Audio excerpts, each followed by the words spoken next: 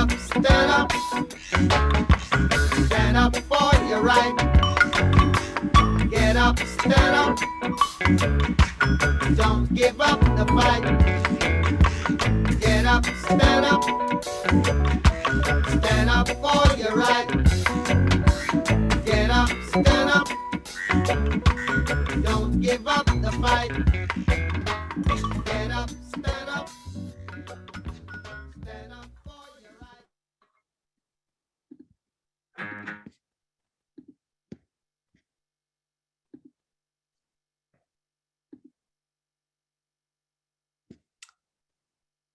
Hi, everybody.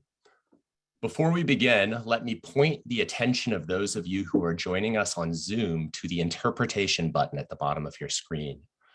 This button will be very important to every single one of you watching because part of today's program will take place in German. English speakers should select English, and other language communities should likewise select their own preferred language. If you do not do this, you will hear today's broadcast in its original languages, which will be mostly English, but will include several minutes in German.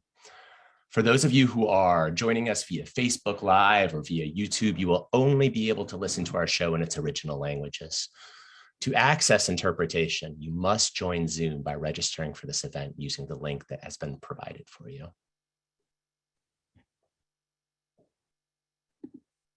Good evening, good afternoon, or good morning to you, wherever you are in the world right now.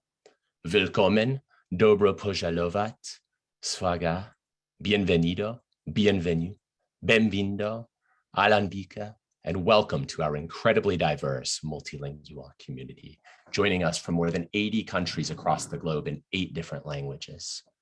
My name is Ethan Earle, and this is What Winning Looks Like, a new show hosted by Jane McAlevey and the Rosa Luxemburg Foundation, in which we dare to stare victory in the face together. Tonight's first episode takes us to Germany, where we will meet some courageous hospital workers who, together with their union Verdi, have just won a standard-setting collective agreement through a combination of rigorous preparation, cross-sector and cross-class unity, and the power of a well-executed strike. And they did this smack dab in the middle of a pandemic, turning on its head the crushing pandemic logic that they should just shut up and get on with their jobs, and instead fighting for and winning an agreement that will keep them and their patients safer. Their powerful strike grabbed headlines across Germany and the world, and we will get to that strike during today's program. But to get there, to that point, to be strike ready, these hospital workers had to do the hard and oftentimes unheralded work that undergirds every big organizing victory. Identifying organic leaders, changing the way that they talk about their shared struggles and their union, framing the hard choice and organizing conversations with skeptical colleagues, charting power structures, and both gauging and showing off their power with well-timed structure tests. If this sounds familiar to you, well, you might already know Jane McAlevey's pioneering work, and you might already have been introduced to these core organizing fundamentals during the Organizing for Power training program. Over the past 2 years, Organizing for Power has welcomed nearly 25,000 organizers from 110 countries. The vast majority of our graduates have participated as organizing groups, and many of them, including some of these very hospital workers, have used Organizing for Power to sharpen and advance their campaigns and their organizing struggles. We'll be hosting our next 6-week training on the core fundamentals of organizing starting this May 10th, and we welcome all of you to join. And in fact, we know that some of you have already gotten the news and are planning to take part. Here, I have to give a special mention to Morocco's Confédération Démocratique du Travail, who have already organized nearly 600 members for our core fundamentals training, many of whom are here today to begin their preparation for that training. Bonjour and assalamu alaikum to our Moroccan comrades. For them and for all of you who want more details about this upcoming program, stick around until the end of today's session. In the meantime, in just a moment, we are going to celebrate a victory, which is something that we who fight for justice do not do nearly often enough. And we are going to reflect on how that victory came to pass, to look under the hood to understand what made this campaign run. We're going to talk about core principles like openness and democracy and campaign drives, both on the streets and at the bargaining table. We're going to talk about the need to think offensively more than ever following decades of austerity and attacks on workers' rights, about the need to move beyond defensive positioning to attack the actual structures that constrain victory. And yes, I am talking about state actors. And yes, I do mean bosses. There's little that strikes more fear into the hearts of those who defend existing structures of inequality and injustice than large-scale industrial action. Collective action that brings people together across workplaces and across cities to credibly threaten and, if necessary, launch an offensive-minded strike that is actually prepared to win. This is what winning looks like. And now, without further ado, let me introduce our host, the labor strategist, the organizer, the educator, the person that I choose first every single time when it comes to picking sides for a battle that needs to be won, Jane McAlevey. What a fabulous welcome. Thank you so much, Ethan. And I am so delighted to be here with all of you today. And I am particularly excited about getting to the discussion and hearing directly from the workers. I want to just acknowledge that, the disparities in how this pandemic is being addressed or handled are grotesquely unequal. And the fact that we're having a featured discussion today about hospital workers in a pandemic who chose to do what few have done so far, which is just say, not anymore. We cannot sustain these conditions anymore, is the kind of bold action that we're going to need to tame a really rapacious, completely out of control corporate and capitalist class that is running all over the world with many of the same ownership structures. Part of what's so great about Rosa Luxemburg and Organizing for Power and why this program is so special is that we know the fight is going to have to happen country by country, but also with all of us linked together.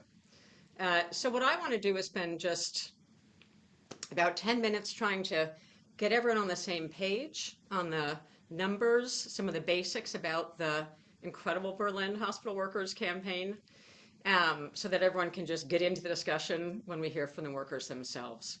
But a couple of quick opening comments. One, the legal structures in Germany are very different than the legal structures in the United States. And the legal structures in the United States and Germany are probably very different than Argentina or Morocco or Ghana or many of the places that we have been doing work in through the Organizing for Power program. The political structures are different, labor law is different in different countries. And what we're learning, what we believed coming into the program, and what we now believe to be true, is that despite that, what wins for ordinary people, for all of us, what wins against the employer class is when we can build really high participation and really deep unity and solidarity. The two things that we need are really high participation in a structured way, right, to be strike ready, to build the kind of machine we need to sustain a strike. And that requires a lot of solidarity. And what we believe and we've learned is that there are methods that help us understand how to do that. When you're a hospital worker, there's a ton of methods that you learn, right? There's a better way to take care of a certain procedure with a patient, and there's probably very less good ways to take care of the same patient. It's not different with organizing.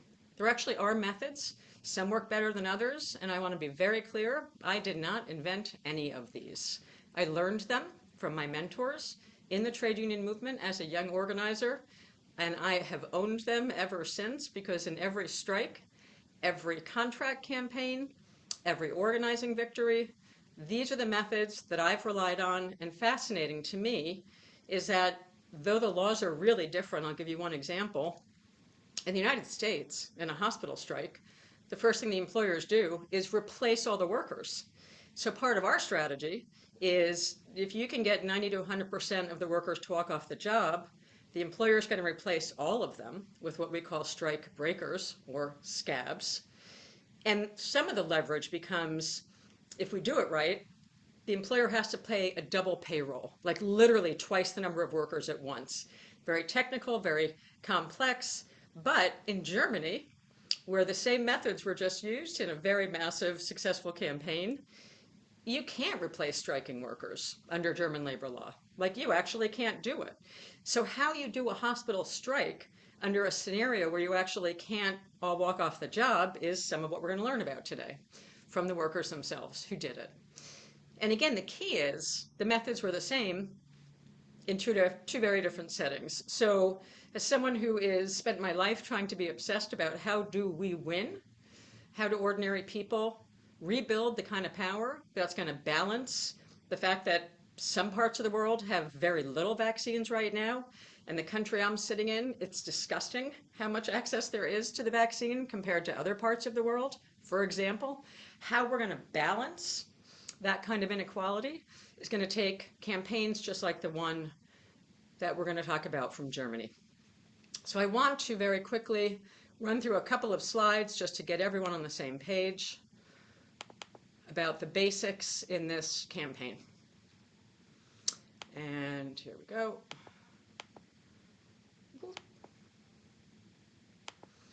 Always the technical, that's my favorite part. So basically what people need to know before I introduce the speakers from Germany is that there were 2 hospital systems and roughly 33,000 workers involved in the Berlin hospital workers movement.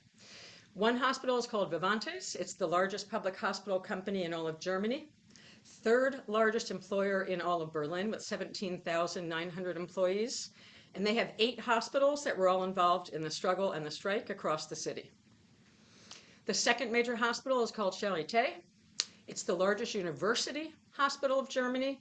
It's a fully public institution, a little bit different with Vivantes. It's still public, but the management system was essentially privatized, and the move towards full privatization was stopped, which is a good thing. But they have slightly different legal structures, though they're both public. So Charité is the largest university hospital, fully like a unit of the state. It's the 2nd largest employer in Berlin, so we're talking about the 2nd and 3rd largest employers in the entire city-state called Berlin. And they have 3 hospitals in Berlin. So this was an 11-hospital, 30,000 plus worker campaign where they won. The timeline briefly went like this. The campaign, which Donna, one of the top leaders, is going to explain a little bit more, so I don't want to get ahead of her. But basically what we're going to be talking about today is the beginning of the launch was really in January. Planning began over a year ago. She'll talk more about that. But there were several key structure tests and several key moves on the way to the strike. And that's just what I want to show you with some of the images from the strike itself. There was an ultimatum given to the political elite. As you can see in the slides, there was the strategy of the campaign had a lot to do with the September 26 federal elections, both in Berlin and nationally. So September 26, 2021, the workers understood there was going to be huge elections. And what that meant was they were going to be driving a strike deadline towards creating a crisis for the political elite during their election. So in April, they launched officially inside the hospitals with their first structure test, which is the majority petition, which you see up in the box on the left-hand side on your screen. There were over 8,397 out of roughly 13,000 on the professional side. So there were different structure tests done because the campaign involved nurses and certified workers, as well as non-certified and all the rest of the workers that actually make the hospital run. So the first structure test was on one part of the campaign focused on nursing standards. And then as the structure test continued, the second structure test was a survey about the demands. Like, there were conversations with tens of thousands of workers about what did they want to win in their contract. I should note quickly, there were some legal injunctions against the strike, several of them. I had the pleasure of being in Berlin this summer for the stadium and a big meeting of the July 6th and 7th Conference of Team Delegates in the brief moment when we thought the pandemic was easing. And I remember sitting at a table when the phone call came that a legal injunction against the strike had just begun. So there were a series of battles around the legal injunctions. The workers won them, but they didn't just win them with lawyers, to be perfectly clear. That's why I want to mention this. They won them through political pressure that they put on the political elite.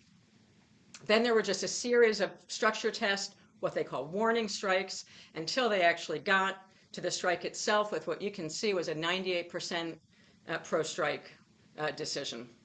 So again, briefly, there were 3 different contracts. One for the professional nurses and certified workers at Charité, one for the professional and certified workers at Vivantes, and then there was the contracted out workers at Vivantes, right? Vivantes actually began to subcontract out workers as part of the neoliberal reforms. And part of what makes this campaign so amazing is that all of these workers came together.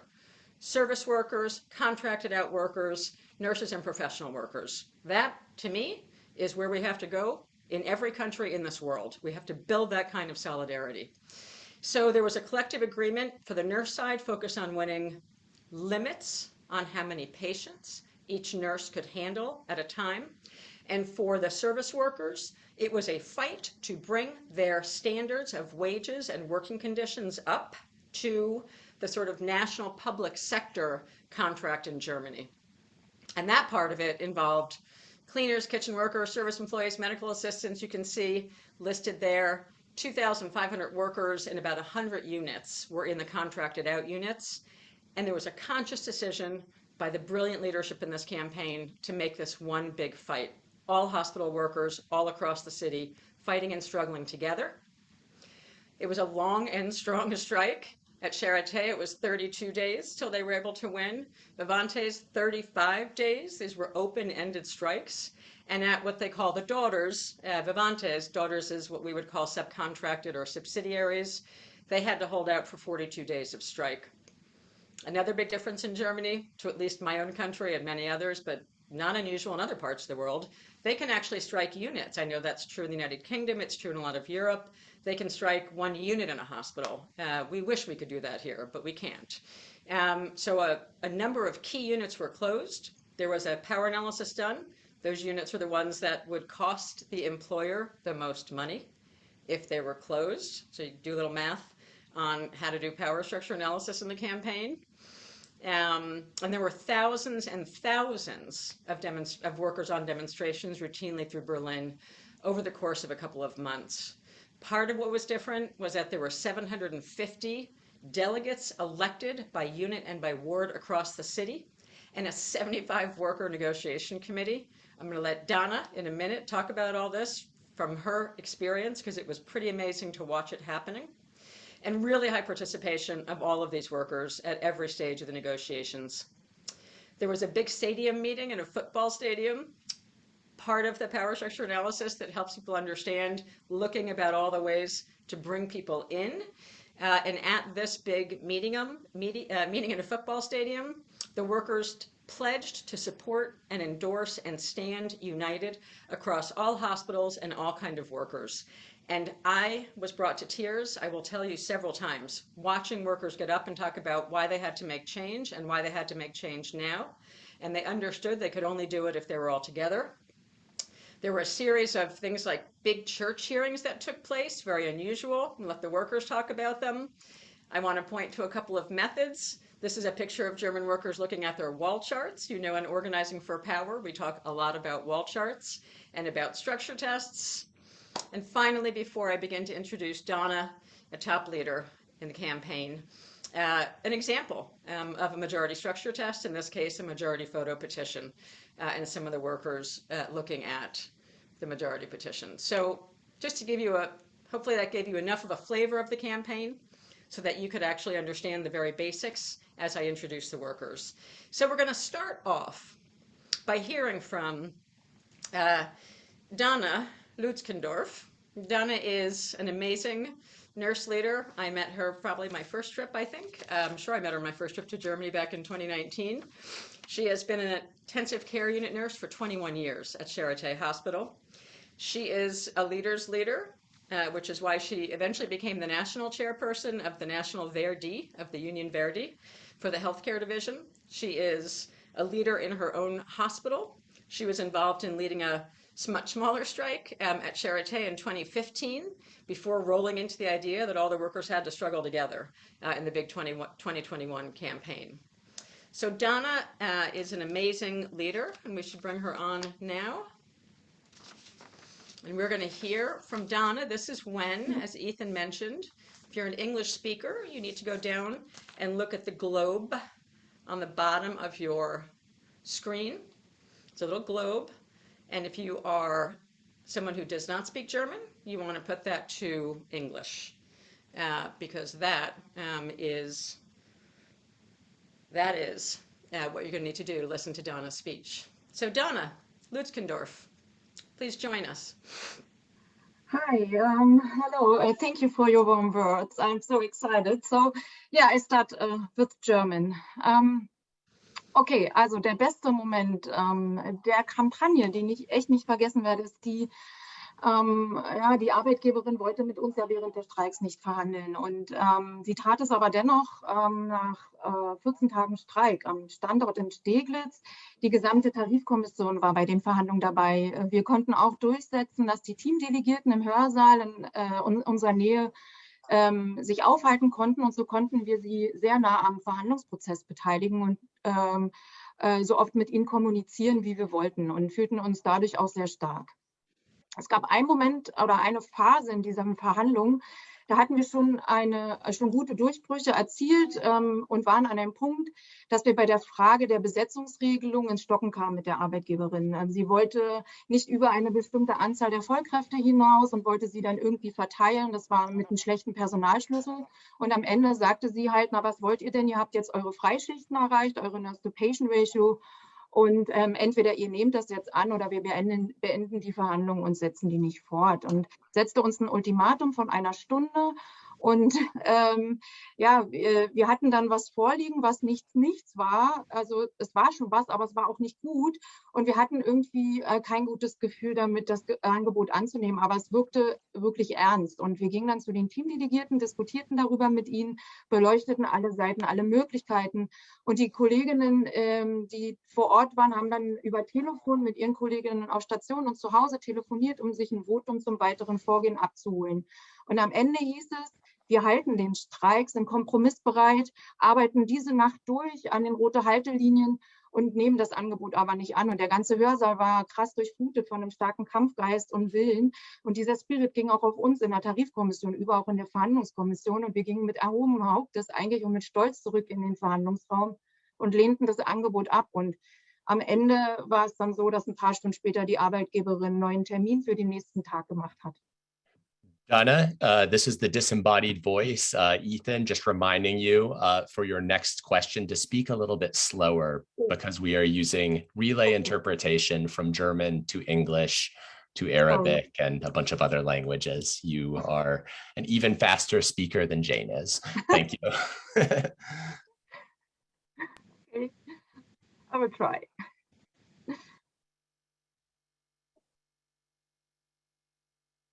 So the next question, Jane, you asked me? Yeah, I am interested in you describing to the audience what made this campaign different.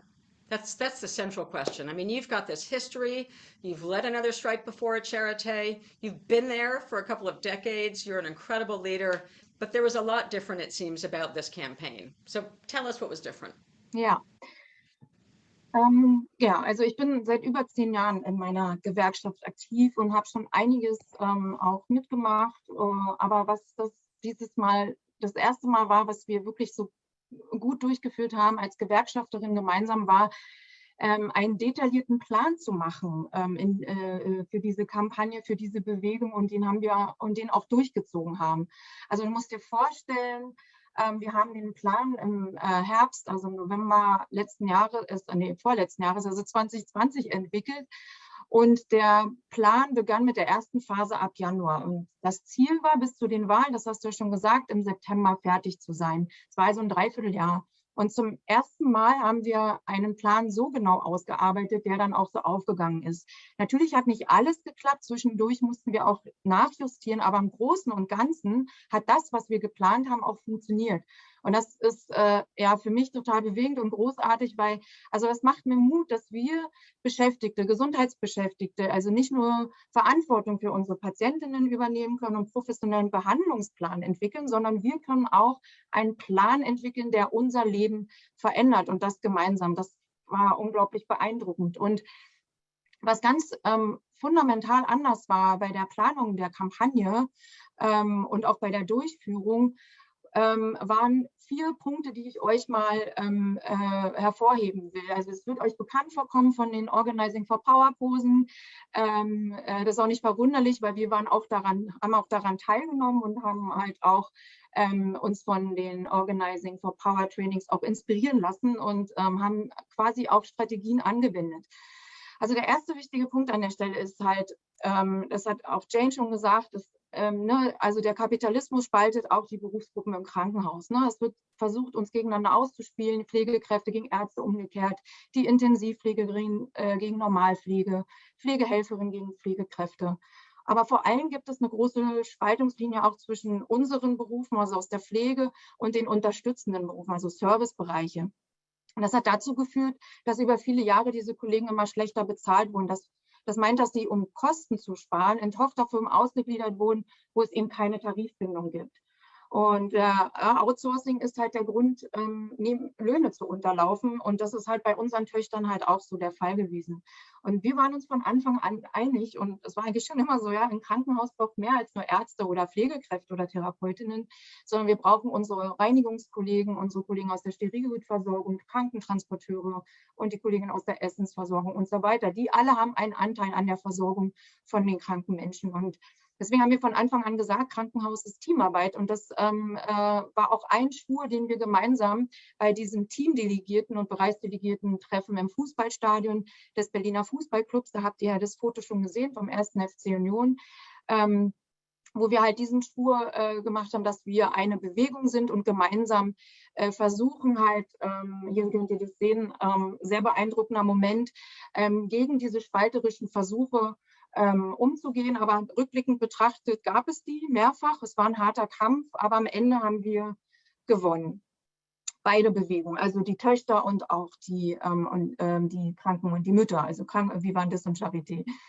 Der zweite Punkt, der wichtig war in der Kampagne, ist, dass wir von Anfang an auf unsere Stärke und unsere Streikbereitschaft vertraut haben. Ich bin damit groß geworden, dass gesagt wurde, im Krankenhaus kann man nicht streiken. Viele haben das geglaubt, auch Gewerkschafterinnen, ne, weil man Angst hatte vor der gesellschaftlichen Reaktion. Aber wirksam streiken geht auch im Krankenhaus. Und in der Tat ist es so, dass es besonders viel Vorbereitung braucht für einen Streik im Krankenhaus. Denn keine Pflegekraft, Gesundheitsarbeiterin lässt ihre Patienten gern unversorgt und geht streiken. Und das hat es für mich so spannend gemacht, diesen Streik so minutiös auch vorzubereiten und in den Teams diese Stärke aufzubauen. Denn nur so konnten wir 30 Tage streiken. Und das ist an der Stelle auch mein Appell an euch da draußen, die Gesundheitsarbeiterinnen. Ja, ich meine, in der Pandemie haben wir gezeigt, wie wichtig unsere Arbeit in der Gesellschaft ist. Die Gesellschaft stand auf dem Balkon, hat applaudiert. Und das war für den Moment auch gut, aber so wirklich ändern tut sich ja damit nichts. Und viele wirken ohnmächtig, etwas zu tun. Es zeigt doch aber, dass jetzt der richtige Moment ist, um sich mit vielen Kolleginnen zusammenzuschließen, zu organisieren und die Sache selber in die Hand zu nehmen. Und dass unsere gemeinsame Macht diese Ohnmacht quasi auflöst. Und unsere Erfahrung ist halt, dass die Gesellschaft großes Verständnis für Streiks von Gesundheitsarbeiterinnen hat. Und die müssen aber gut vorbereitet und gut öffentlich kommuniziert sein. Der dritte Punkt, ein weiterer wichtiger Punkt, war die Einbindung der Politik in die Kampagne. Das habt ihr ja schon gehört, ne? Wir hatten Wahlen und immer wenn Wahlen sind, werden Wahlkämpfe durchgeführt, wo Politikerinnen besonders gern präsent sind und das wollten wir mit nutzen. Die Charité und Vivantes sind öffentliche Krankenhäuser, das heißt auch hier hat der Senat einen Einfluss und Verantwortung, genauso wie die Geschäftsführung, was die Gesundheitsversorgung in der Stadt angeht. Und häufig wird diese Verantwortung aber zwischen beiden hin und her geschoben. Und deswegen haben wir beiden auch ein 100-Tage-Ultimatum gestellt, dass noch vor den Wahlen quasi ein Tarifvertrag zustande kommt. Diese Deadline war Tatsache nötig, um auch Druck aufzubauen während auch der Wahlkämpfe um am Ende, falls es halt nicht, falls die Aussicht nicht da ist, einen Tarifvertrag zu bekommen, auch eine politische Krise auszulösen. Und das war somit auch eine der besten Ideen der Kampagne. Wir haben über 60 Kolleginnen ausgebildet, junge, vor allen Dingen auch neu aktive Kolleginnen, und darin trainiert und gecoacht, dass sie sich sicher und selbstbewusst und konkret in die Gespräche mit Politikerinnen begeben konnten. Und das haben sie am Ende echt krass professionell gemacht. Ja, einige, Stella zum Beispiel, die wird nachher auch noch was sagen, haben dann einen kurzen Draht auch zu wichtigen Playern gehabt, gerade wenn es auch Verhandlungsblockaden gab. Wichtig an der Stelle war auch, dass wir, bevor wir in die Kampagne gestartet sind, eine Machtstrukturanalyse gemacht haben, die ja auch Jane in ihren OVP-Trainings auch referiert haben.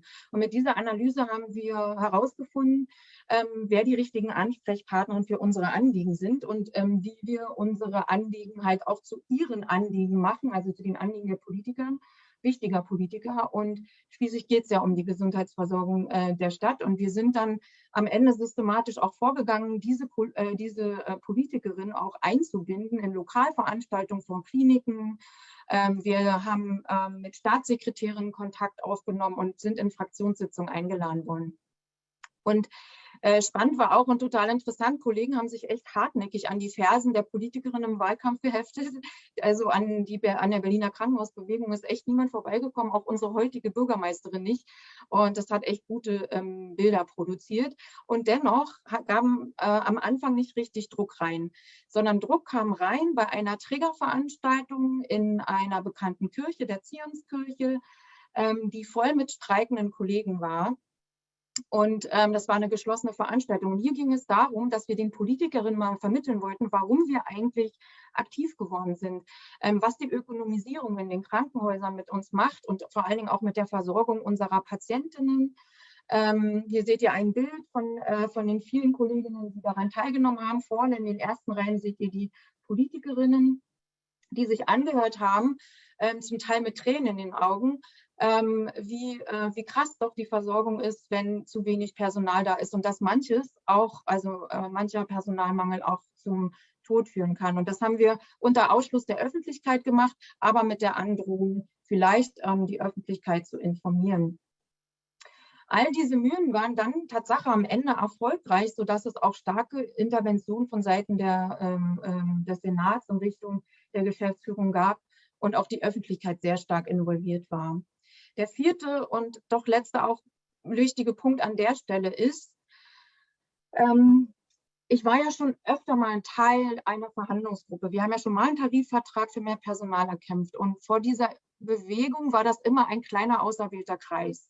Und der alle Bereiche der vom Tarifvertrag Betroffenen abdecken sollte und für die wir mitverhandelt haben. Und man tauschte sich vor den Verhandlungen und nach den Verhandlungen aus mit der Tarifkommission, aber viel zu wenig mit den Beschäftigten, die es ja betroffen hat. Und die eigentlichen Experten sind für ihren Bereich, denn es ging ja um Besetzungsregelungen, aber selbst auch wenn es um Löhne geht und Gesundheitsschutzfragen, sind ja die Kollegen selber die Expertinnen. Und als wir 2019 das erste Mal an der Serie Organizing for Power teilgenommen haben, mit einer Gruppe von Krankenpflegerinnen, also Kolleginnen, waren wir sehr inspiriert davon, wie du, Jane, über offene Verhandlungen referiert hast. Und wir hatten uns deswegen vorgenommen, in dieser Kampagne die Beschäftigten selbst viel, hier könnt ihr uns sehen, ich bin ganz vorne mit dem roten Shirt, genau, und also wir waren es war eine sehr spannende Diskussion und wir wollten deswegen auch die Beschäftigten jetzt hier viel, viel enger an unseren Verhandlungsprozess einbinden. Und das brauchte auch ein Umdenken bei uns, bei unseren Mitgliedern in der Tarifkommission, ist uns aber gelungen. Und der Erfolg war, dass wir die gesamte Tarifkommission dann am Verhandlungstisch hatten und je nach Thema sogar die Teamdelegierten hinzurufen konnten. Und sodass sie als Expertinnen selber für sich sprechen können. Das war unglaublich stark und hat die Durchsetzungsfähigkeit gestärkt, aber vor allem auch die Akzeptanz für Kompromisse, weil sie selbst formuliert hatten. Ich hatte ja gesagt, wir haben Nächte durchgemacht, um rote Haltelinien zu formulieren. Und es gab wunderbare, erleuchtende Momente mit den Teamdelegierten und den Tarifkommissionen. Und da möchte ich nicht mehr hinter zurück.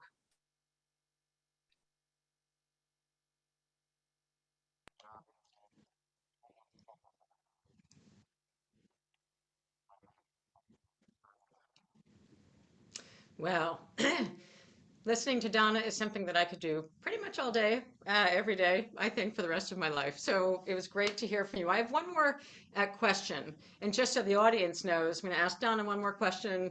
Then we're going to bring on a panel of workers from the struggle itself as well. And then we're going to come back to Donna for a brief moment near the end of the show. But before you leave, because we solicited some questions, we invited people to send in questions before the show even began. People are also using the question box to ask questions. But I want to ask you, because you are a national leader in your union, not just a leader in your hospital. The most common question we've gotten so far was, how did you persuade your union, who's used to doing negotiations very differently, to actually open up the process and have a much, much larger committee and have close to 800 workers next to you so you could make group decisions all the time, right? Radical shift. How did that happen? That's been the most common question that's come in so far. Ja, also das ist etwas, was wir als Tarifkommission gemeinsam entschieden haben. Wir kannten unsere Satzung, ja, und wir sind eine autonome Tarifkommission und entscheiden, wie wir verhandeln. Und wir haben 3 Entscheidungen getroffen. Einerseits, dass wir keine kleine Verhandlungskommission wollen, sondern eine große Kommission, eine große Verhandlungsrunde mit der gesamten Tarifkommission. Aber uns war auch als zweite Entscheidung wichtig, dass wir die Teamdelegierten im Verhandlungsprozess integrieren. Und drittens, eine wichtige Entscheidung, die wir getroffen haben, ist, dass wir nichts entscheiden ohne die Beratung mit den Teamdelegierten, die immer im Nebenraum waren. Und das haben wir uns bewusst gemacht und haben das so beschlossen. Aber das klingt jetzt total einfach, ist natürlich nicht einfach gewesen, weil wir haben uns die Diskussion nicht leicht gemacht. Wir haben gemeinsam diskutiert mit unserer Verhandlungsführung und mit unseren Tarifkommissionsmitgliedern, haben für und wider das abgewegt, und am Ende hat wirklich überzeugt, dass wir gesagt haben, dass die Beteiligung der Kolleginnen, die für ihren eigenen Bereich sprechen, ihre eigenen Forderungen aufstellen, ihr Expertenwissen einbringen, dass das einen krassen durchsetzungsfähigen Charakter hat. Und das hat am Ende wirklich überzeugt. Und ja, es hat ja gezeigt, dass es auch geklappt hat. Und ich kann eigentlich nur allen euch da draußen auch einen Tipp geben: Schaut in eure Satzungen, was sind eure Rechte als Tarifkommissionsmitglieder. Ja, es klappt wirklich.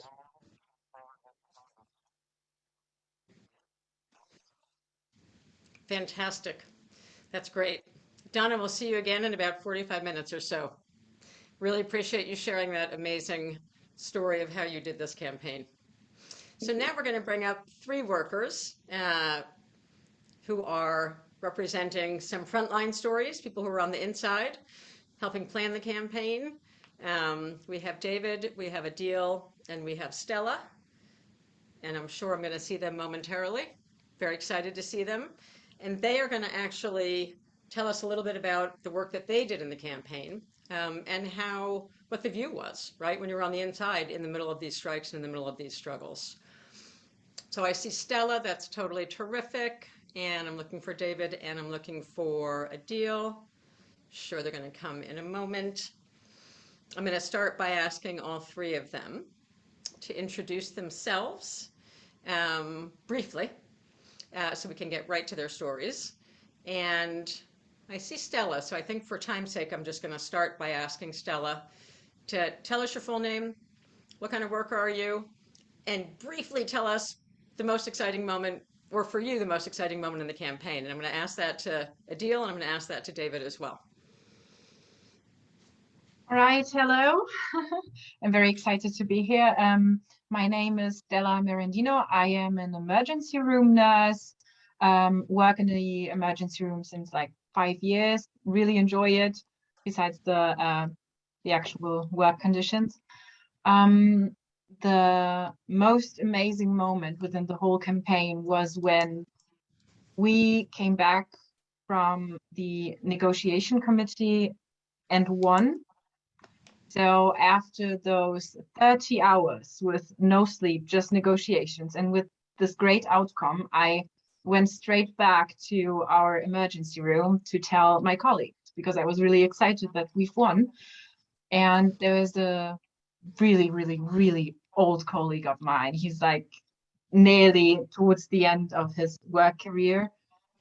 He only has 2 years or so left, and he is a huge man. He's a huge man, and he's really, really tough.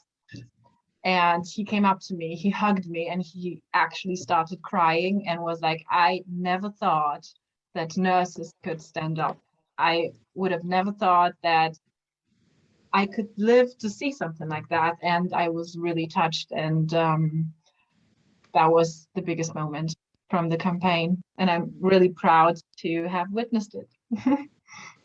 Right, help witness it and help lead it, by the way. So that was fantastic, right? The image of a someone who we know that the healthcare industry and every set of bosses in the world tries to like drive cynicism and beat us down. So when a worker like that has the experience of like, oh my God, we actually did it.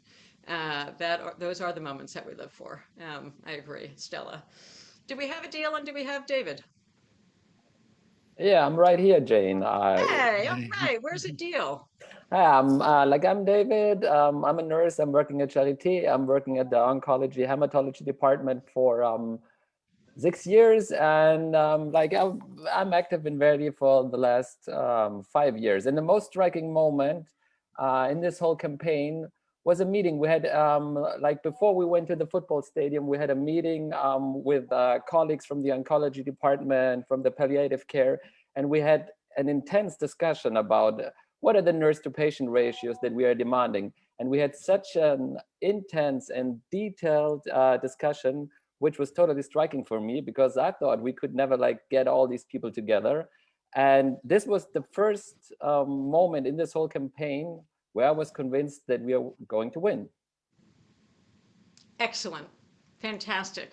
And Adil, tell us your name, what you do, and the moment in the campaign that was the most exciting for you. So, hi, Jenny. First of all, it's good to see you again. And I would like to welcome every single person who is right now here joining us and listening to us. I introduce myself. My name is Muhammad Adil, and I'm working in a kitchen, Vivantes. And as far as our big moment when we really knew that the turning point for us, when we got to know that we are allowed to go in a strike, which was not possible. It was getting very hard. We definitely waited for 100 days. And after 100 days, they say we are not allowed to go in strike. And then suddenly we all managed together to go in a strike. And it was a really, really big moment. It was the first start where we really felt that we are going to achieve something all together. Yeah, so in my case, for my colleagues and everyone, I could say that it was the first strike, which was being allowed, which was very, very difficult to achieve in the moment after 100 days. Yeah. Incredible, incredible. And I want to stay with you for just a minute. And I want to ask you I've heard you say that winning the kind of raises that you won in this campaign was not something that was possible for the last 12 years. So from your view, why do you think you're able to win the kind of raises that you just won in the pandemic? What about the campaign itself do you think helped lead to the kind of victory that you achieved? In our case, I will sum up with in very simple words, how did we actually really achieved it? It was it was a unity, faith, and discipline. I mean, we went with these three things, and first of all, we united ourselves, and we were very clear that we need this change, which we were hearing from many years in working people who are working over there. In their views, it was not possible because it was just going on, and they were just letting us go for next year, and people were not really ready for all this change. And then we started realizing that we need to unite ourselves for one concept and for one point. What do we really need a change or not? So we all got together, and then we created union. In our case, there was not a so strong union available before this strike. So we really had to make our union first. We came into one shelter, and with our same views that, yeah, it's time we have to get together. And then, as I said, it was a fate among us. Of course, you had a lot of challenges before when you start something so big. And we had a faith that if we stick all together, then we're going to reach at some place, and which will be good for ourselves, and of course for the future. As my other colleagues in our other departments were running after, they were having a problem of less colleagues, less workers. We were really having a problem of having low wages, and that was an inequality. It was the biggest discrimination I find in a human, that you pay for the same job, one less and one more.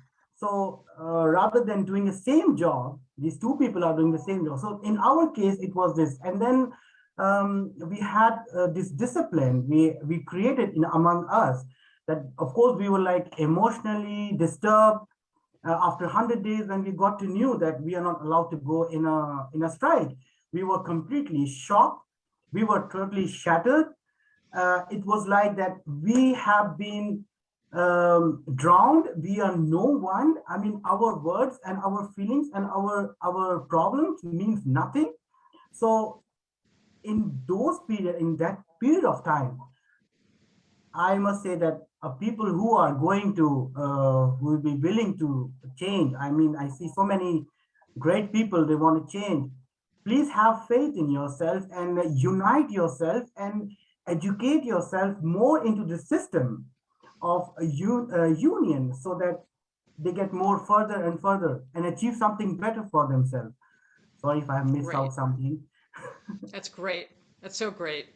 I mean, one thing that I learned pretty early on in my life, I've had the pleasure of negotiating contracts for whole hospitals, right? That's been a lot of my work in the United States. Sometimes it's just the nurses, but most of the campaigns have been the whole hospital.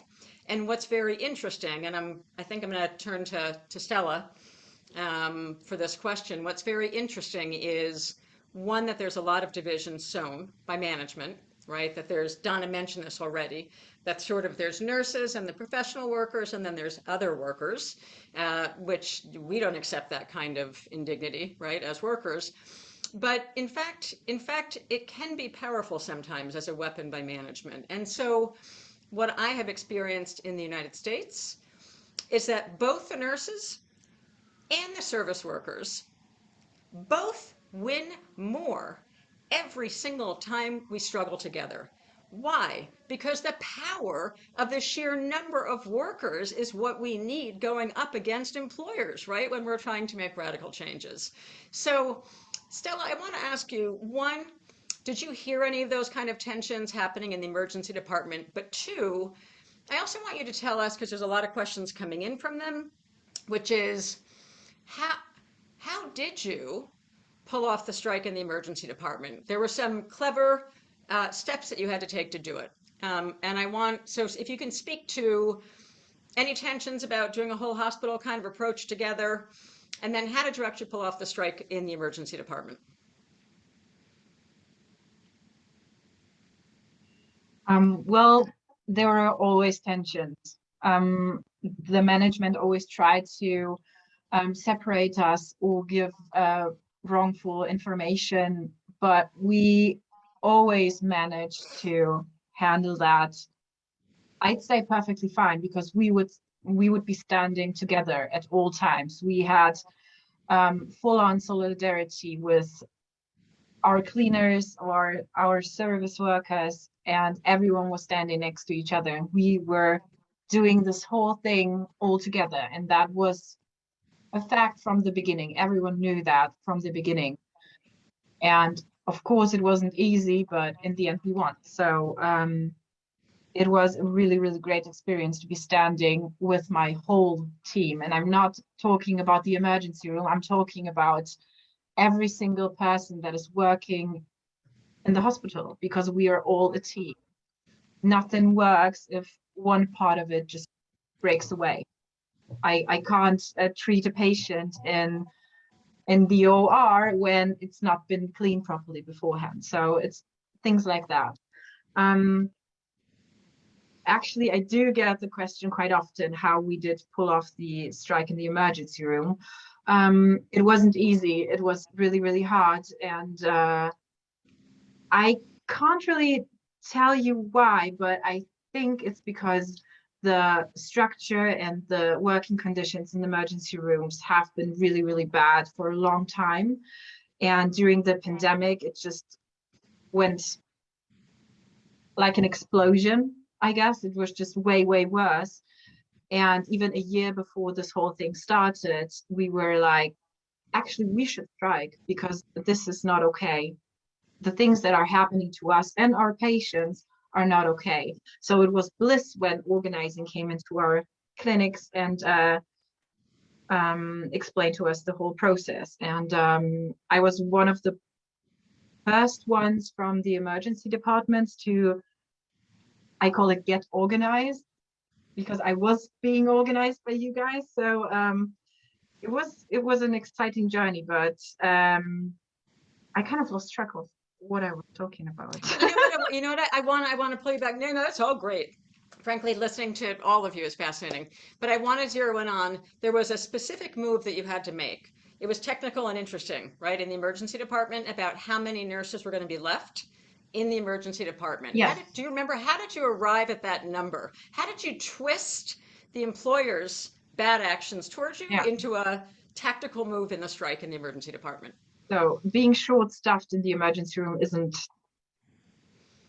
like well, it's an everyday business. We are short-staffed every single day, but there are days where we were even undercutting that amount of being short-staffed. So we thought that our kind of like striking group, the member of people who would be in the emergency room during the strike, that we would cut them to the amount that the hospitals let us work in. So we basically said, you made us work with 3 people in the past, so our striking team would be 3 people. So they couldn't even say any. Yeah, they couldn't even say anything against it because they would make us work such shifts.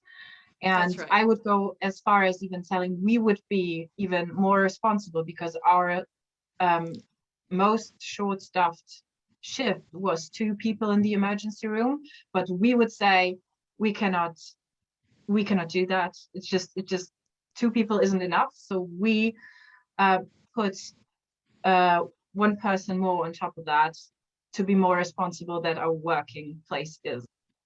Yeah, to be more responsible than your employer is, right? Yeah. But it's a fascinating concept. Again, so different than the US context, just for example, where in our case, you know, everyone has to walk out and then they hire replacement workers. And again, a lot of the leverage comes from how much we cost them, right, in the strike. So it's fascinating that you essentially figured out the way to get at them in the negotiation around how many workers would be able to strike, right? There's a sub-negotiation that goes on in Germany around negotiating the actual strike agreement. And in the emergency department, they thought, all right, we're going to take the lowest number of people that you have made us work with, and we're going to make a legal argument that's how many we're going to leave in there, and the rest of us are going on strike. And it was like one of so many moments of brilliance, I thought. So kudos to you for that. I think I'm going to turn to David to ask a question that came in from the CDT in Morocco. It's a little bit aimed at Donna, but David, you're going to be more than capable of answering it, and or anyone. And the question is that Donna mentioned many times the elections as a major event, right? The September 26th, the federal elections. And as a labor leader, she insisted on the fact of leading their battle before the elections. I think there's some confusion about why that mattered and how that created leverage for you. So David, do you want to try and take a stab at that? How did you understand the strategic relationship between big elections that were coming and the reason to use that as an ultimatum in the campaign? Yeah, of course. I try to answer that. So basically, we were like having this whole campaign. It was like having two rails. And the one rail was to organize all our colleagues, all our co-workers in the hospitals getting organized. And the second rail was telling the politicians, or letting them know our demands, letting them know about our bad working conditions, and telling them that they are specifically responsible for the bad health service that the people in Berlin are getting in their hospitals, and telling them precisely, specifically, on and again, that under these working conditions, it's not possible for us to treat our patients the way we would like to treat them and the way they deserve them and the way that we should treat them so that they are recovering the way they should.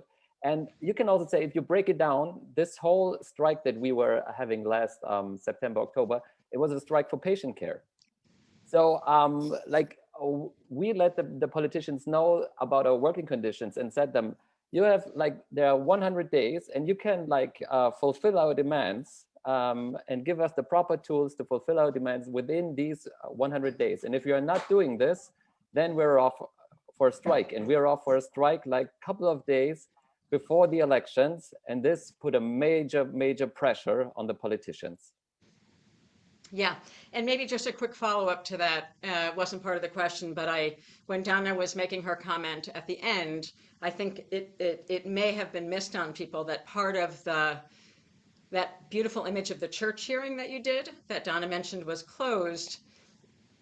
The threat essentially was that the stories that you were telling,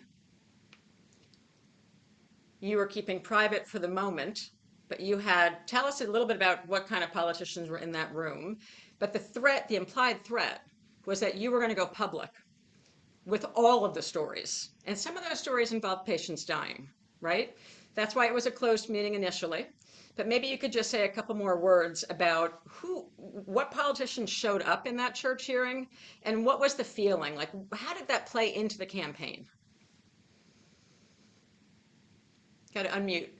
So yeah, like the feeling in this church, it was super tense. So we had like from the major parties in Berlin, all the people who were applying for the mayor positions in Berlin. So we had Franziska Giffey, who is now the mayor in Berlin, and she was at the meeting. And we put like huge pressure on all these politicians because we had a lot of co-workers and colleagues to write down one of the stories they have experienced in the last couple of weeks, months, the last couple of years, where there were situations where they couldn't guarantee the safety of the patients. And of course, there were like a level of like drastic stories. There were like extreme stories. You mentioned it already, Jane, like where patients were dying because shifts were understaffed. But there were also other stories, like there were stories, like one particular story I do remember, where one colleague wrote down the story from a shift where they were well-staffed and she could care perfectly for a patient, to like illustrate the politicians. And when we have good working conditions, when we have a good nurse-to-patient ratios, we are capable of caring for our patients the way we should care for them. And like we told the politician exactly what you said, like, if you're not fulfilling the demands, then we would go like bring these stories to the public. We will hand them over to journalists, and like the media in Berlin will tell, or will let every man and women living in Berlin know about the working conditions and the conditions for the patients in the hospitals in Berlin. Great. Now feel free, any of you, to respond to this question. There are lots of questions coming in from different parts of the world. That's why I'm looking down and scrolling through them. One question is coming in from someone's name that I would completely mash, I'm pretty sure. But the question is, what was the reaction of the patients and their families? Like, what work did you do to bring the public along in the campaign itself, and what was their reaction? And similarly, yeah, I think that's a central question. Let's just start with that one. Stella, Adil, maybe you want to go at it a little bit? Yeah. I see Well, Stella. most of the patients and their relatives, they were really understanding. They were standing behind us because they knew what we were fighting for. One thing that our employers did was people who would be normally coming in to have their operations that were elective, so a planned operation, they would make them come in knowingly that the operation would not take place and send them down to our strike posts, telling them it's their fault.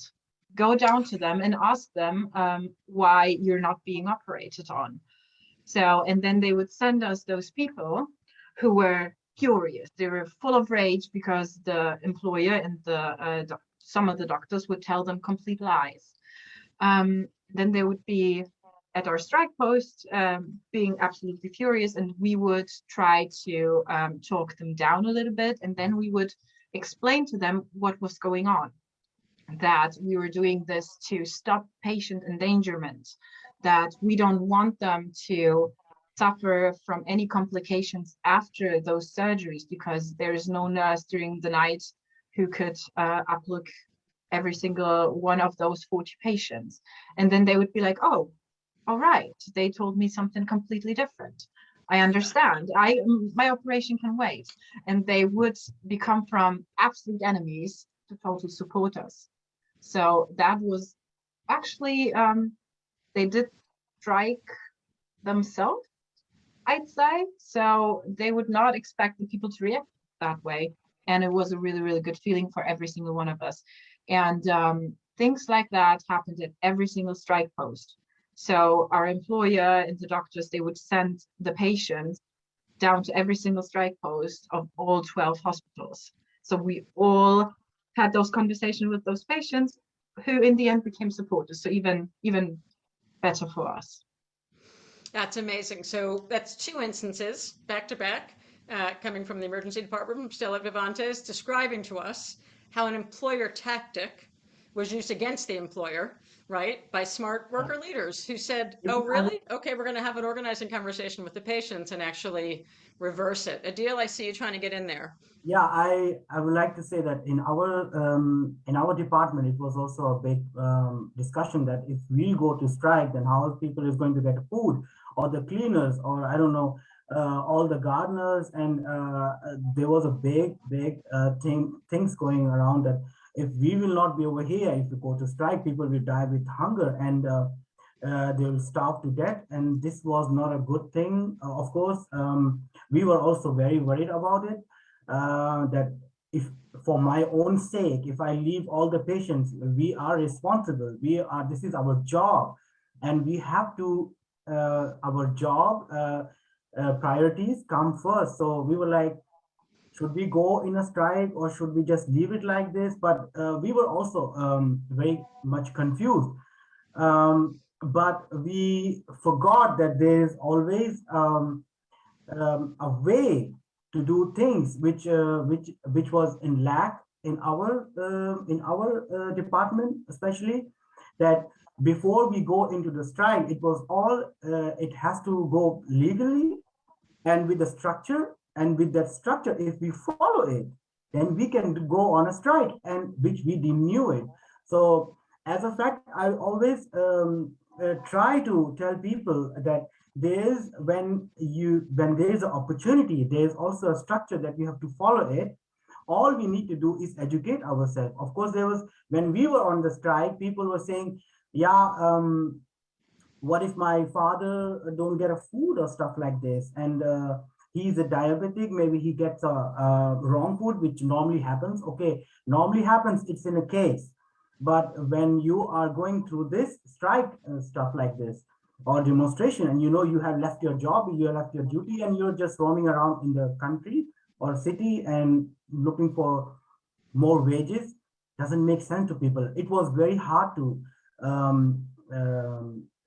how do you say this, organize and educate people from our point of view that we are doing actually for them. I mean, it's for their own good future. All this whole community, this nurses and every worker, they are coming out to know the people, to know the truth, what is going around in hospitals, which I believe 90% of the people don't have any idea that what it has turned into. It's not about us getting more colleagues or more money. It's about bringing up this whole, and I don't know, this soil, if all the people who's listening to us from all over the world, they will be very they will agree with me that this soil, Germany, has something, it brings revolution. It doesn't brings it down in bringing some new revolution every single, in decades, in years. Whether we can take our walls, or maybe bringing down a wall, or starting up with such a big strikes in which has never been happened, which we never thought of doing it. So I believe, yes, there are the consequence where you have to face people, you have to face public. There's no doubt, but as I say, that we created in ourselves discipline. So with the discipline comes also we make ourselves educated that how we can do it and take all the precautions.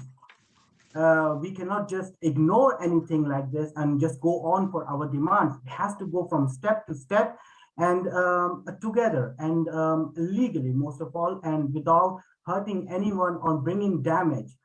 And I also believe, I would like to tell the people, we also should remember that all these strikes and demonstration, what takes around, it happens only in a people, progressive people who looks for a good change.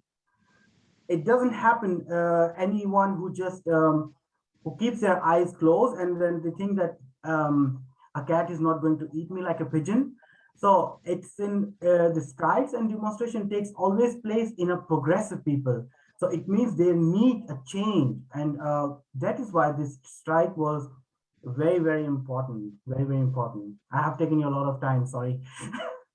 Yeah, it's again, it's a total pleasure to listen to you and your role and the role of all of the workers in the hospital. And I think you just pointed it out really well. I mean, look, as I have said many times at the negotiating table myself, when the employer is trying to divide nurses or the certified professionals from the non-nurses, last I looked in a hospital, if the cook puts salt to a diabetic or sugar or fill in the blank, they're capable of killing somebody, right? This is a hugely important role, just like a cleaner, because if someone gets an infection in an operating room, no matter what anyone else does, they're going to face a great threat. I also want to point out, Adil, as a segue to a question I'm going to ask David, but all of you are welcome to answer it. You said one of my very favorite words, Adil, which was discipline. I love that word. Methods and discipline, right? It takes a lot of that to pull off a 30,000 plus 11 hospital, 30 plus day strike in a major city. So discipline and method are something we believe in. And I want to connect that to a question coming into us, which was before the pictures that we saw from the huge General Assembly in the stadium and in the church. The question was, how did you talk to workers and where did you talk to them? Did you do this at work? Did you do it in the restaurant? Did you do it somewhere else? So was there a particular way that you spoke to each other? What was the strategy and the discipline and the method about the conversations leading up to some of the beautiful images that we saw that happened later in the strike? And I think I'm going to call on David to take a first crack at that. Yeah, so like we had, I don't remember how many one-on-one conversations I had in the last year, but like we had tons of one-on-one conversations. And of course we talked to like colleagues and co-workers in the hospital, but like it was like often and very often we made like appointments for a meeting, maybe after a shift, go grab some coffee and tell the coworker, do you have 30 minutes? Do you have an hour? Like we have to talk about this in detail. And like the core for us was to understand that an organizing conversation is totally different from like chatting with someone. So it was like we had like colleagues, of course, who weren't convinced of the Berliner Krankenhausbewegung. And so it was like very, what was very important was to letting the people know that we are having a purpose, that we are there. And it was like very important in these organizing conversations that we were trying to move the colleague, to move the workers.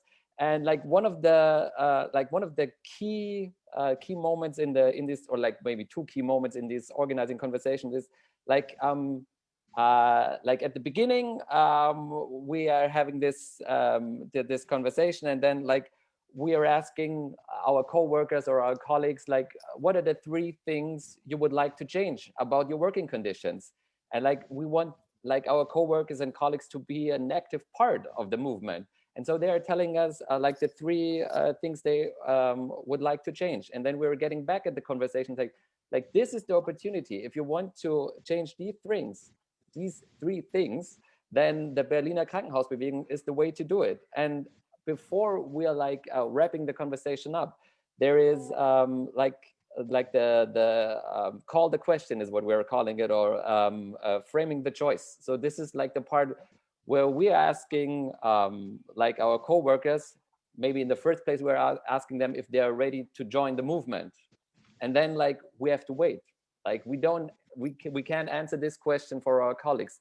And sometimes like we have to wait like for a minute or something like that, because this is a question only our co-workers can ask. And like when we're having like the second conversation, we're asking them if they're a non-union member, are you ready to join the union? And then again, we have to wait. And like we have to wait until the people are ready and they have to answer these questions. And what is also like an important part of these organizing conversation is like giving our colleagues and co-workers like the inoculation. Like what is happening or what do you think is happening when you're not joining the movement, when you're not joining the union? Do you really think like management will will organize the better working conditions? Like they haven't done this for years. The only people who can do this, the only one who can do this is you for yourself, like you and your colleagues. Yeah, and then like of course at the end of these organizing conversation, it's always like the next steps, having a follow-up plan, maybe next meeting, yeah, having a specific follow-up plan. This is like the core to the organizing conversation. Yeah. Yeah, I mean, David was almost basically doing a training on how to have a really effective one-on-one conversation right there. That was pretty delightful to listen to you lay that out. And that goes back to discipline, that word that Adil used that I love, and to method, right? We teach in the Organizing for Power course that there are strategies and methods and discipline for each part of the work. David, you want to put something in there? Yeah, sorry for interrupting you, Jane, but I would like to make like a short shout out, because like a couple of us were like in the Organizing for Power sessions in 2019, and there is one phrase or one sentence, Jolene Levitt, like an organizer with the UTLA in Los Angeles, was pointing out, and it's we the workers, or you the workers, are the architects of your workplace. And this is نحن العمال هم نقوم بتمييز عملنا. Sorry, do you also hear this, or am I the only one? هل تسمعون؟ نعم هناك بعض المشاكل. We're hearing our Arabic interpreters. I'm jumping in. I think that one of our Arabic interpreters is on the wrong channel. So I'm just going to ask you please to check yourself and check which channel you're on. Thanks. Just reminding us that you're there, and we have lots and lots of Arabic speakers on this call. Thank you for your work. Yeah, and by the way, the level of technical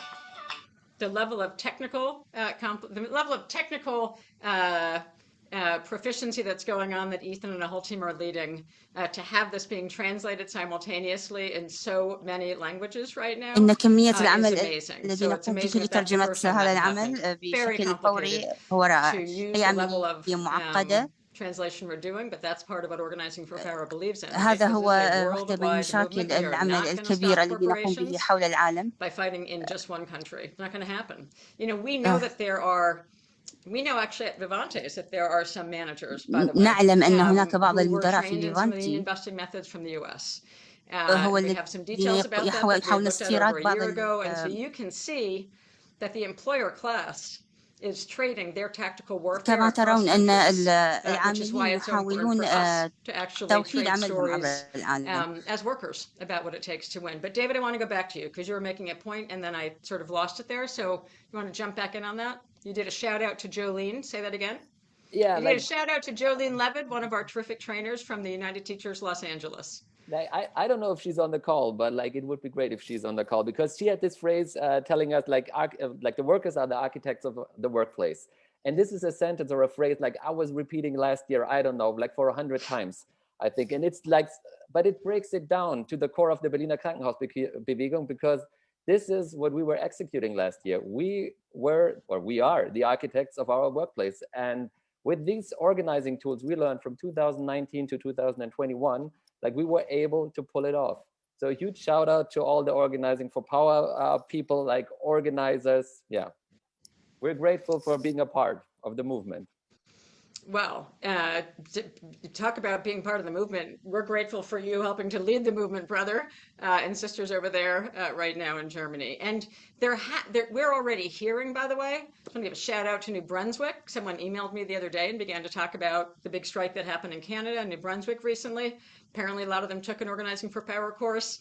May become a subject of a future show, we're not sure. I'm excited to follow it, but we are getting a lot of stories from a lot of people. But the Berlin hospital movement has been extraordinary. So just given the time, because we've got about 14 minutes left, I want to invite the three of you to make any kind of quick final comment, and then I'm going to bring back Donna, and we're going to move on to sort of how we're going to close out with some very important last sections of the program today. So Stella, I'm going to start with you. Any last comment? And I will say that there have been a lot of questions about overcoming fear. There's been a lot of questions about, did you get solidarity from other organizations? I just want to throw a few of them out there in case you want to touch on them in your closing remarks.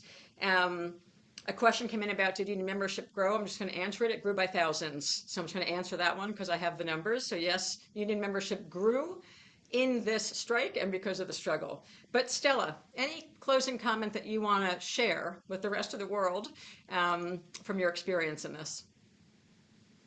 Well, I'd say be really creative. Just try to think of new things. Like we started a provocative campaign.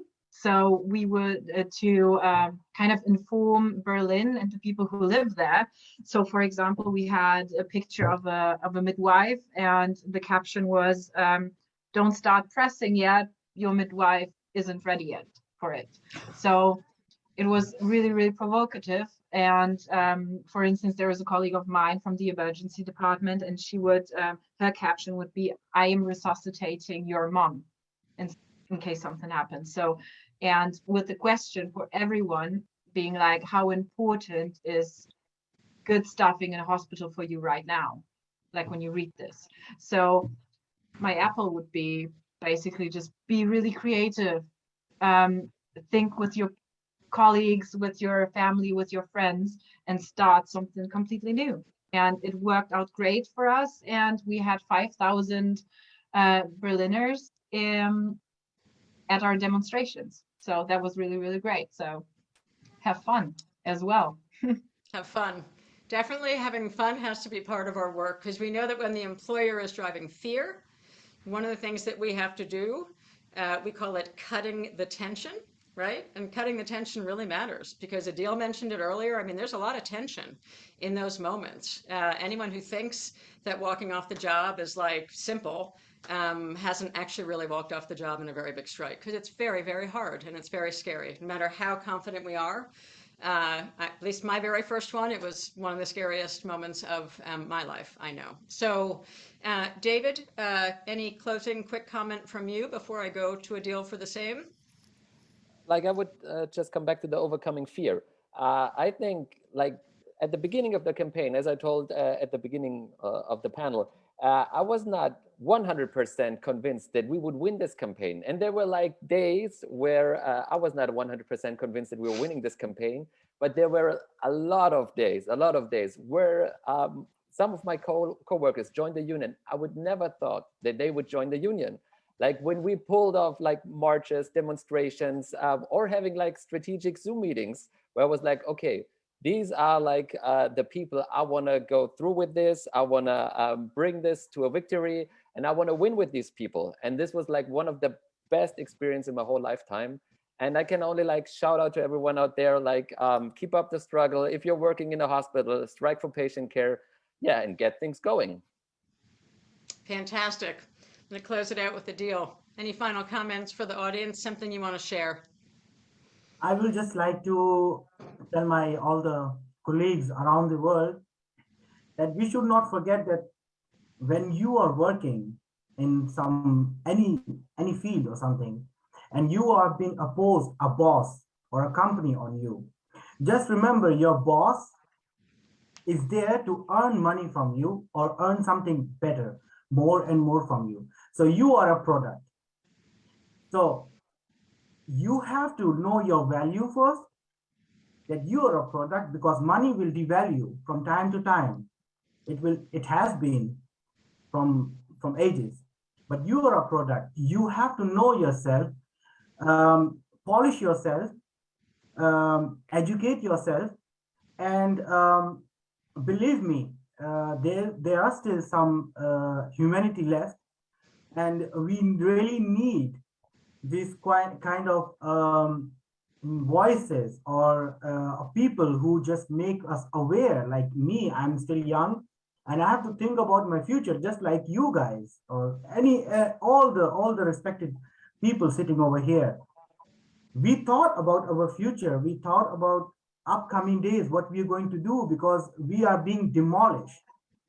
It's coming to all under one roof. We will just live and work and work and work. There will be no benefits. So it's never too late to start again, and keep unity. And I always say, I would love to say again, bring yourself a discipline and educate yourself, and move forward with your union. Come together, educate people, tell them, your colleagues, even if they don't understand. Some people are strong, some people are weak, some people have so many other problems, family problems. In the pandemic like COVID, everyone is afraid of losing a job. There's a pressure from all over the places, and if someone cannot do it, don't just let him alone. Go to him, talk to him, and understand his situation. Not just because I'm young, I'm single, I can just go out around and I can even live for 50 euros over here. But they're like people who are earning and running the whole family. So take the weak one, start from the weak people who are smaller, who are not known. Count every single person in your working department, no matter what he does. Bring yourself, make a community, make a unity, and with a discipline, move forward. And I wish you, every single person over here, all the best for what are you thinking about, your plannings and everything. And I would also like to thank in the end Janie for making so easy, Etienne, Stella, a great lady. I mean, you have made everything so change. I mean, we need more women like you, David, and every single person, and all my my union workers, every single one. You are like a god to me. I adore you. Fantastic. Respect you. Fantastic. Thank you so much. Great to have you. Great to hear from you. Global shout out. I'm not even looking in the chat because there's a million people already thanking all of you for what you've taught them. What I want to do now, after so graciously appreciating all of the contributions from Stella and David and Adil, I'm going to ask Donna Lutzenberg to come back up, and I believe also Katarina Vezenik.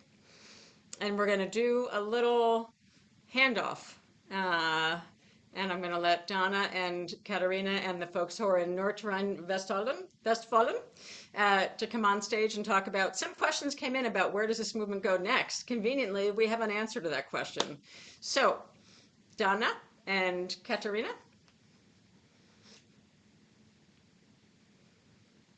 Aha. Tell us what that is, Donna. Unmute yourself, and everyone remember this is going to be in German, I believe. So have your English globe on. Donna, English or German? speaking to where this is going to go next. There we go. There's a bunch of healthcare workers. Here we go. Donna, take it away. Ja, das ist unser Staffelstab. Der ist. Oh, wie komme ich denn hier aus der Übersetzung raus? Sorry. So. Also, das ist unser Staffelstab. Der existiert seit 2016, wo wir ihn das erste Mal ans Saarland übergeben haben. Und jetzt ist er in unserer letzten Bewegung zurückgekommen. Und Moment. Sorry. Wir übergeben ihn jetzt, wir haben ihn letzt in der Berliner Krankenhausbewegung vom UKSH, also Uniklinik Schleswig-Holstein, erhalten und übergeben ihn jetzt nach NRW, denn die machen sich gerade auch auf den Weg für einen Tarifvertrag Entlastung und deswegen überreiche ich ihn jetzt nach NRW. Katharina, ich sehe dich nicht.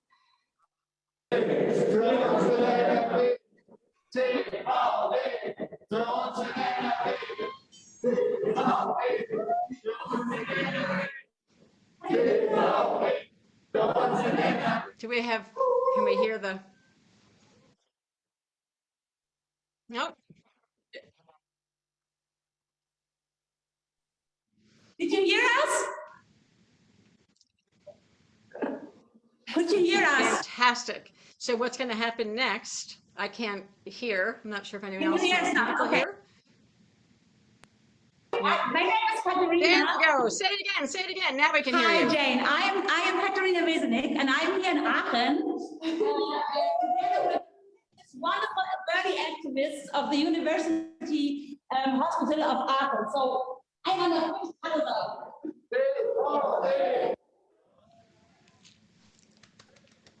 Fantastic. Fantastic. So these people are shouting, we want to have a staffing contract for us in North Rhine-Westphalia. What is it about? I'm trying to break it very short. We are here on behalf of thousands of Verdi members, distributed over 6 big university hospitals here in North Rhine-Westphalia. North Rhine-Westphalia represents kind of a quarter of all Germans. So it's a very important big state, and we have elections coming up this May. So what we did is like we kind of did adapt to those wonderful strategies of the Berlin colleagues, and we are calling the state government to implement, to negotiate a staffing contract regarding all professions. So we are standing united here. And we want to have staffing, nurse ratio patient contract for everybody working in the 6 university hospitals across North Rhine-Westphalia. And we want to have it now. And we gave we made an ultimatum like you guys in Berlin did so successfully. And if this this state government has not been signed this contract with us, we are willing to go on strike, which would mean that more than 60,000 people theoretically would protest and go on the street. And yeah, I mean, it's enough is enough. We're going to take back what we need. So thank you so much for the baton. We will do everything possible in our hands to deserve it, and we will pass it along, hopefully across the whole world, across everybody in this wonderful winning show tonight. And we keep you posted. Thank you so much, everybody. Bye. Yeah, so we went from just over 30,000 workers going on strike in Berlin to now we're facing somewhere between 50 and 60,000 workers going on strike in a different state, in a very big and very politically and industrially important state in Germany. So no pressure, but we can't wait to watch your campaign too, and we can't wait to watch you win. Great to have you all. Ethan, I'm turning it over to you. People who are listening right now, he dropped an evaluation in the chat. It's really important for us since this is our first pilot. We want to hear your feedback. all the participants about how we did and how we can make this kind of sharing of campaign victories something that is even better as we go forward, as there's more victories. But I'm excited about what's going to happen in the next day, the next campaign. I'm high every day from what happened in Berlin. It's really exciting. And Ethan, take it away for us. Wrap us up. We're about out of time now, so I'm going to keep things really, really short. And in just about 2 minutes, I'm going to turn the chat back on so that those of you who are still around can talk with one another and listen to a little bit of music. What I'll say is very quickly, thanks to all of these folks who are on there today, to Jane, to Stella, Adil, David, Donna, the folks from North Rhine-Westphalia for your struggle and also for taking your time to be here with us today. To our interpreters, to all of our team, Safrir, Sarah, happy birthday, Sarah, to Vipka, Florian, Fanny, and all the folks at the RLS Mothership in Berlin. To those of you who are watching, to the more than 1,400 of you who were here watching, we've had a lot of questions about the transcript, about a possible recording. And let me say that we don't usually release these because in this increasingly isolated age that we live in, we want to privilege live and in-person experiences. Coming together with the more than 1,400 of you today is a part of that experience. That said, we hear you, and we will try to figure out if we can make a one-time exception and produce a follow-up video that helps you to fully digest all of the rich stuff that we've talked about today. And we do hope that you have come away with some important lessons about how to prepare and win a serious campaign. And we hope that you have come away inspired and ready to talk with folks in your workplace, in your union, in your community about what winning looks like. So you've seen the feedback survey that I've already popped in there. Please fill that out now. And for those of you who are inspired and who do think that today's lessons could help your campaign and help you as an organizer, we encourage you to register for Organizing for Power's Core Fundamentals, which kicks off this May 10th and runs for 6 consecutive Tuesdays until June 14th. The training is completely free, but it is designed exclusively for groups of 10 plus people. The registration link that Sarah is going to share with you now, I believe. Is that right? Can you pop it in there? Yeah, she's already done it. We've got that registration link for our groups of 10 plus, and it should be filled out by a group contact person who must include the contact information of all group members joining them in the training. This 10-person minimum is based on our experience running these trainings. And it's because fundamentally we believe that there is a world to win, but we are only going to win it if we're in this together. So if you don't currently have a group of 10, well, you've got more than 3 months to find one until our May 3rd registration deadline.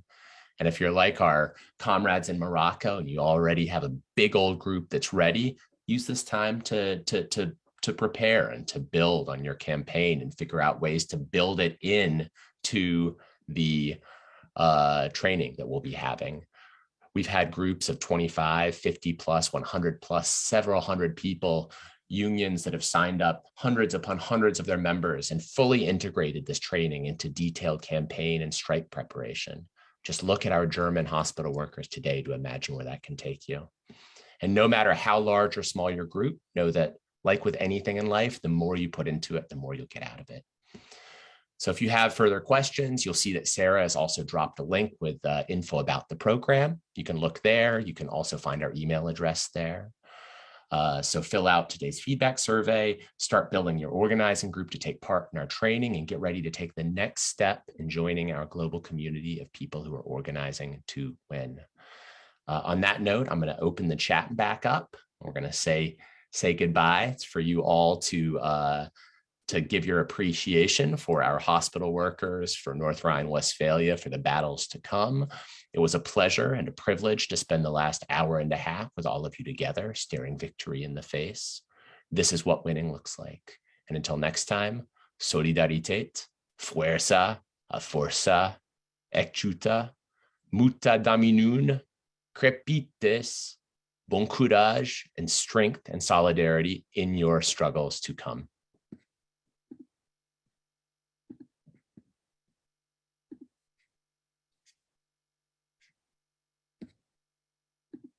Oh,